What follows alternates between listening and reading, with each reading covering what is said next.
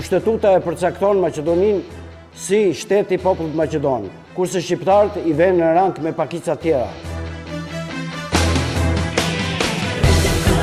Përqindja e shqiptarëve është shumë larg asaj që quhet përfaqësimi i drejtë dhe adekuat në shëndetësi.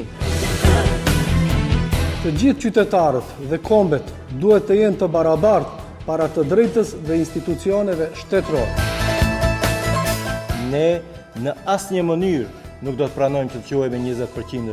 Ne jemi komb shqiptar. Sot është koha e dijes, guximit dhe shpresës. Rilindja demokratike kombëtare del në këto zgjedhje për t'u rikthyer shqiptarëve dinjitetin e humbur kombëtar. Ne nuk jemi si tjerët që të japmi shumë premtime. Jemi njerëz të punës dhe të veprave.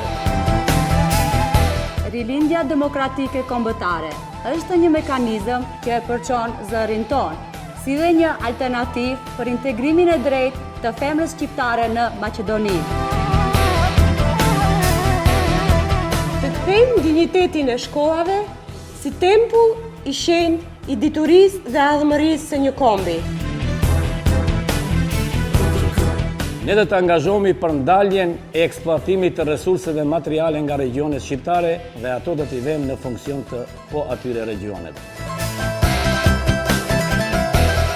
Reformim i mirëfillt i plan programeve mësimore në arsimin fillor dhe të mesëm.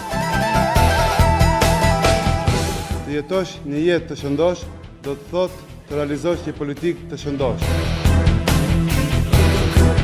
Punësimin sipas programeve sociale për persona të papunësuar. Për t'u shërbyer sa më mirë, ne zgjodhëm sakrificën në vend të privilegjeve. Votoni numrin 17 të rikthejmë krenarin.